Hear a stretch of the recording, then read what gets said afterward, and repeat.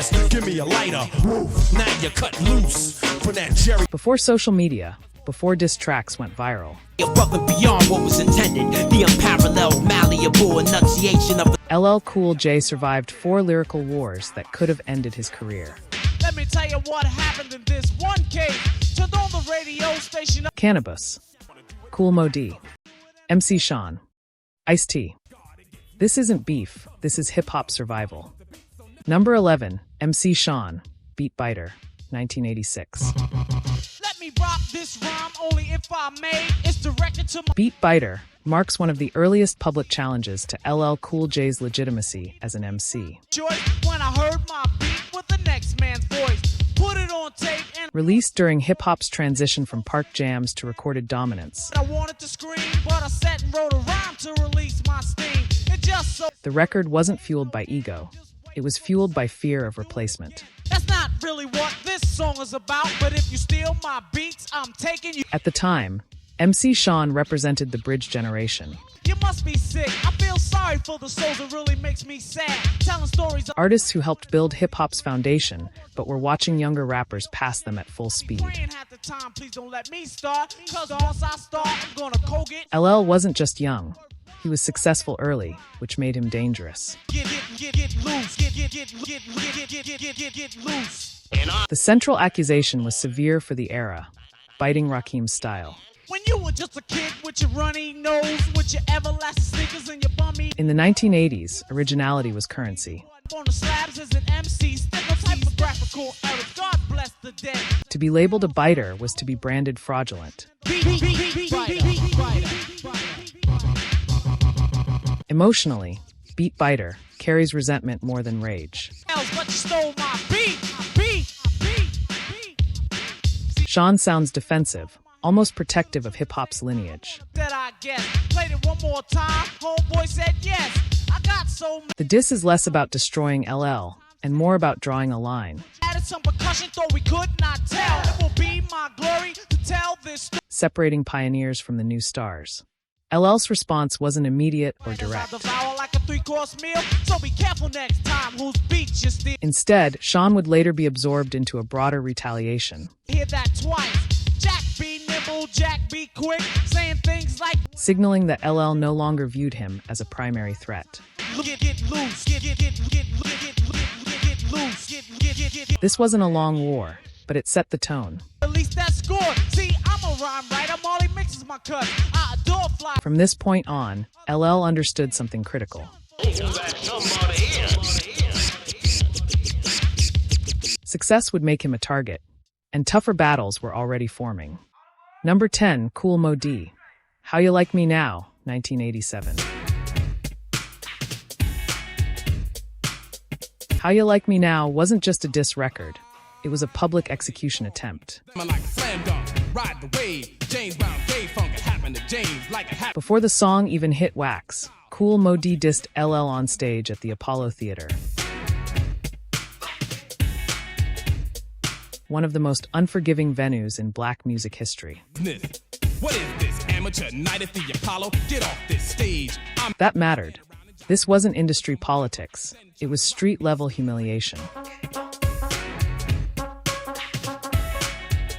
The record frames LL as a manufactured star. And better, forget about Deffer. Every time I rock the mic, I left her stinging. Young, attractive, marketable. But in Moe Dee's eyes, technically incomplete. Emotionally, the track sounds calculated, not chaotic. Moe Dee doesn't shout, he lectures. He positions himself as a professor correcting a gifted but undisciplined student. The rhymes kick, the beats hitting you just like a home run slam. The Kangle knockout visual wasn't a joke. It's supposed to be played. New Jacks, you all should have stayed out of the business. It was symbolic, stripping LL of his signature identity. Paint a picture and try to get yourself in my shoes, but they won't fit you. I'm bigger. This moment defined a generational divide. A lyric craftsmanship versus charisma. You had enough. I know you're overstuffed. And if I keep going, you'll be throwing up. Oh. Skill accumulation versus instant stardom. For the first time, LL wasn't being accused of theft. he was being accused of shortcuts. And Moe Dee wasn't finished. Number 9, Kool Moe Dee. Let's Go, 1987. How do you feel about Jack the Ripper? Let's Go escalates the conflict from ridicule to technical breakdown. A sucker, you took the bait. Now you like a dead fish on my dish, too late. So party people kick your feet. Here, Moe Dee dissects LL's rhyme patterns, cadence, and breath control. You came back with the stone cold plain attack. Your rhymes are weak whack. How can you speak that? You need to This is no longer personal beef. It's a case study. talk about how your records went double platinum. With those lyrics, I laugh at them. So you Moe Dee argues that LL's verses rely on repetition and pacing instead of complexity, jog and now you go on tour and try to talk that talk. Try to act like you're a big man, but you're a big. framing him as a performer rather than a technician. Let's go. Emotionally, this record is colder than How You Like Me Now. You took a bad step, ruined your rep, and well, you should have kept your mouth shut. You know. There's no flair, only dismantling. Moe Dee wants listeners to hear the difference, not feel the insult. Now, here we go, blow for blow, let's throw, rhyme for rhyme, yours and mine, hey, yo. In the context of the late 80s, this mattered deeply. Blow to that ego, as if you didn't know, let's go. Hip-hop was beginning to reward lyricism more heavily, Sagot's not like before, I'm formidable, unforgettable, you're and Moe Dee positioned himself as the gatekeeper of that evolution. ostracized by my reprise, step in my face and watch how that head flies. But LL was learning. Silently. Number 8, Kool Moe Dee, Death Blow, 1991. Time to settle the score, till the break of dawn. Death Blow wasn't written to win a battle. It was written to end a career. Man, cut the joke, let's get serious and go for broke. You still gotta lock up. By the time this record dropped, Kool Moe Dee believed he had already proven his case. Finish, bird. Now let a real man go to work, cause I'ma whip you like a daddy. He had embarrassed LL publicly. He had attacked his credibility, his style, and his youth. Son bum, come and get dumb. I'll do you with the death blow. Now, this track was meant to close the file. Context matters here. You're running out of gas and your take is on E. Somebody buying my heart cause he's petrol. In 1991, hip-hop still respected elder authority. That goes changing things. You change your look, now change your game plan. Trying to Veterans weren't expected to chase younger artists. he had no win. So R.I.P. Rest in peace. Ripped him. D.I.D. Younger artists were expected to fall in line. Death Blow comes from that mindset. If mama said knock me out, come do it. You can't win in that. Moe Dee speaks like a gatekeeper delivering judgment. Write it and bring you back from hell because I'm a Emotionally, the record is bitter and final. little league lost in this liar. Label ledger left the left a liar. There's no joy, no competition, just dismissal. Back and you thought you had me, but think about it. Who's your daddy? Moe Dee paints LL as an industry product whose success depends on marketing, Get him out of here. image, and audience manipulation rather than skill. Time it is. Remember, I never said the brother couldn't make a good record, but when it comes to a battle, But here's the quiet mistake. Hip-hop was changing faster than Moe Dee realized. yeah. Audiences were no longer choosing sides based on technical diagrams. Jock relief. Here's a toothpick, now get my jock at your teeth. You swallowed it? Yeah. They were choosing energy, presence, and adaptability. Cause you can't hang without a high school diploma. Your brain is fatigued. You're out of your league. And while Moe Dee was trying to close the door, LL was already evolving beyond the room. Your mama won't know ya, cause I'ma rip you limb from limb. Your tombstone to read. Death Blow didn't kill LL. It signaled that Moe Dee had fired his last bullet. Before the next battle, subscribe to Rewind Sonic, because this isn't clickbait beef. This is real hip-hop history, told the right way. Number 7, LLCoolJ, Jack the Ripper, 1989. And then I'll anoint your head with oil, lots of oil. Make them Before diss records became headline events, Jack the Ripper was survival music.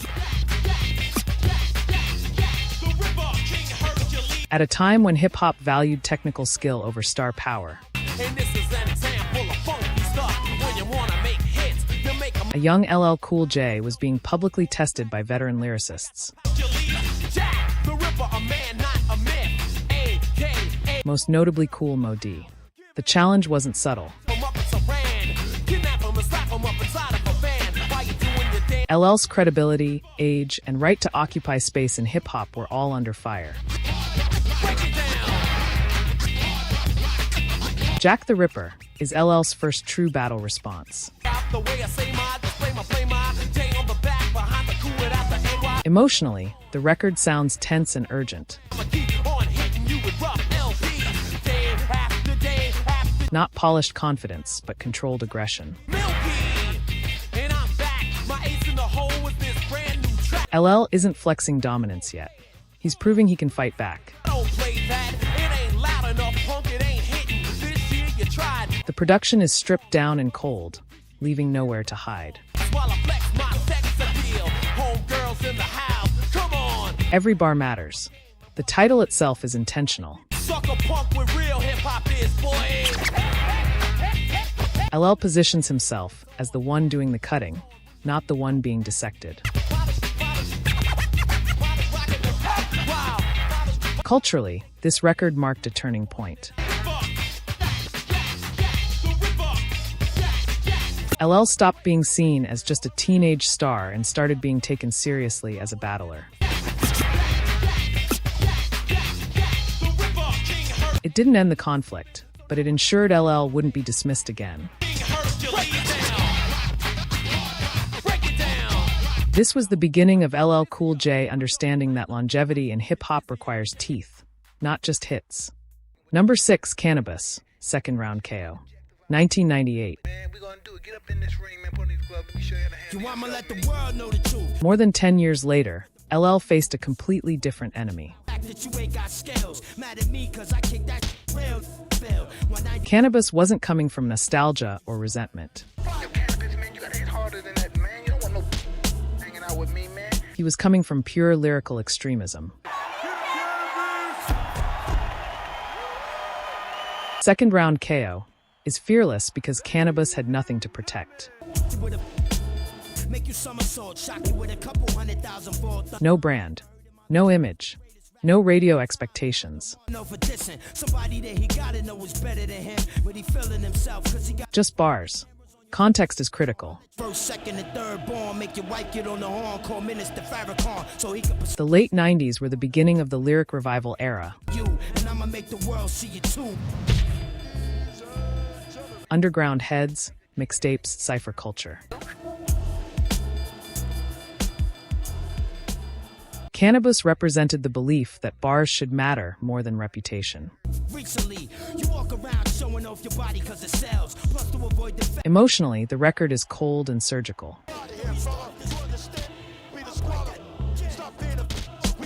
Cannibus doesn't yell.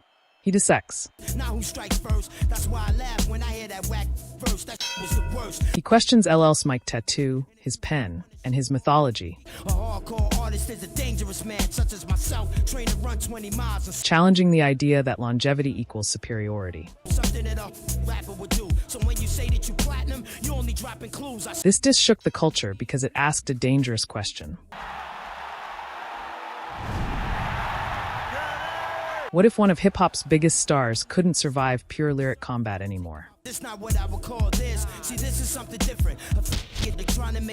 the first time, LL wasn't being challenged by a veteran. He was being challenged by the future. Number 5, LLCoolJ, The Ripper Strikes Back, 1998. More than a decade later, the name returns, but the man is different. By 1998, LLCoolJ is no longer fighting to belong. He's fighting to defend legacy. When Cannibus releases second round KO, the attack isn't about popularity. It's about skill, relevance, and lyrical sharpness. The Ripper Strikes Back is LL answering as a veteran. Emotionally, the record is controlled and strategic. LL doesn't sound panicked or desperate. He sounds irritated. This isn't a street fight. It's damage control in public view.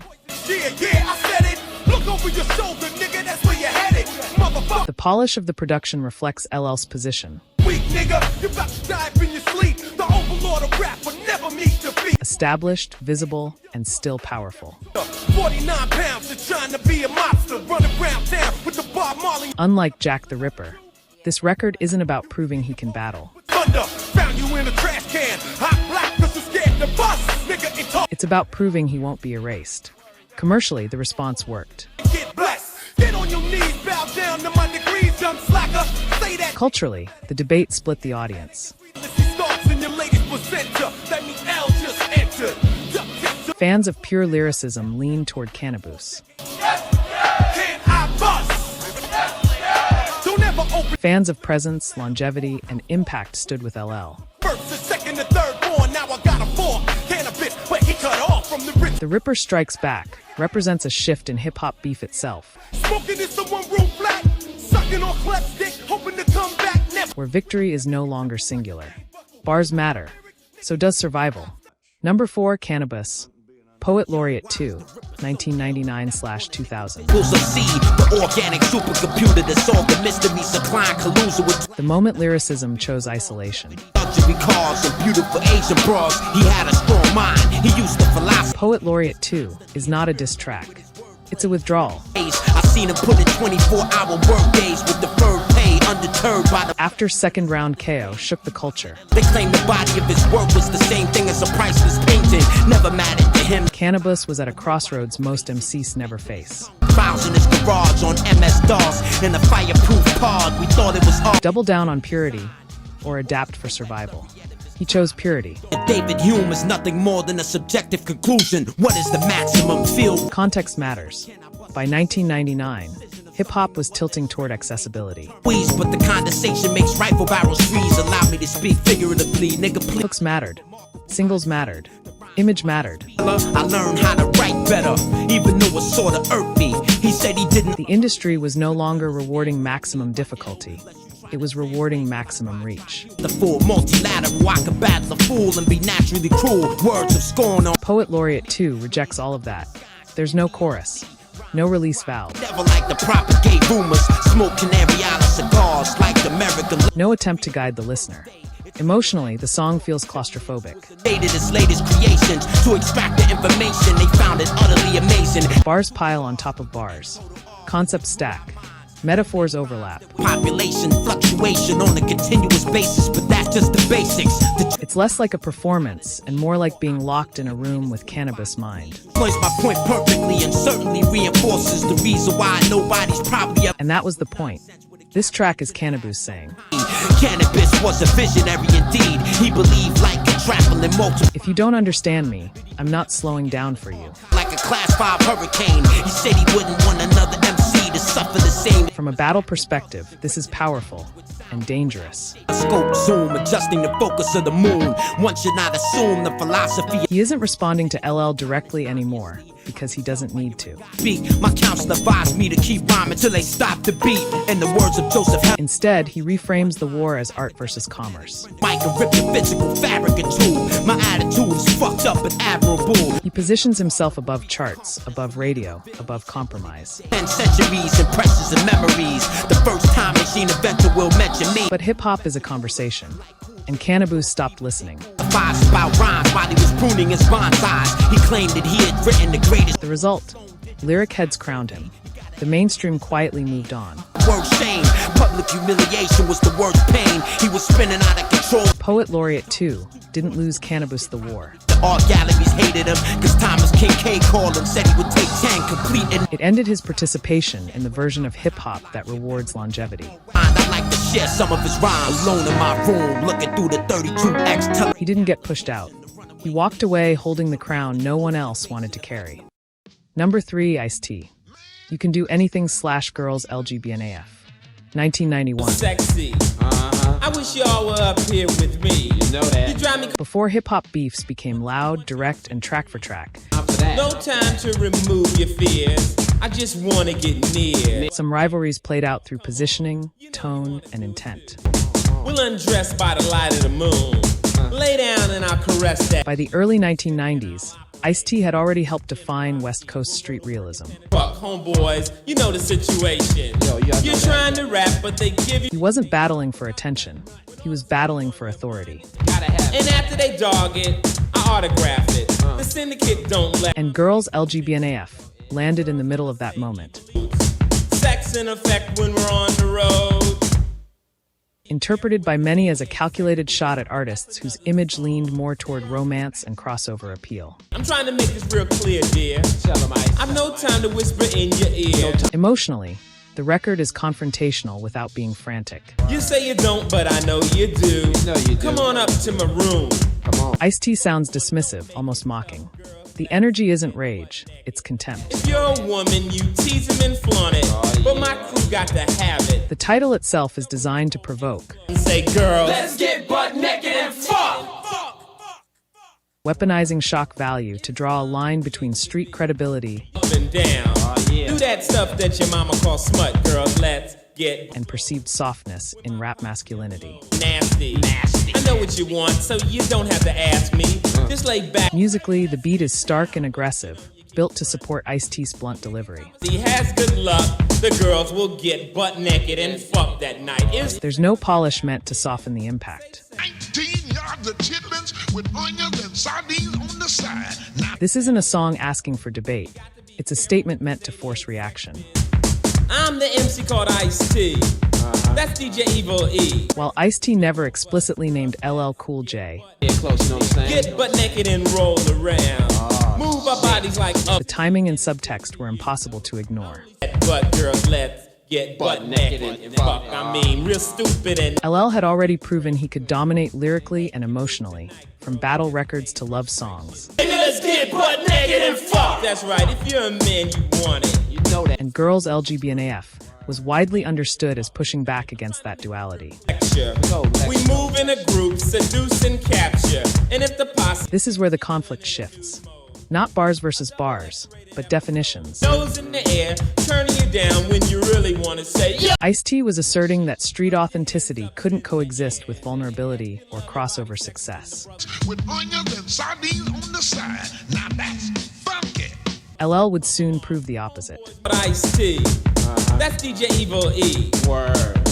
Is Records like To the Break of Dawn and Murdergram weren't emotional apologies. and roll around.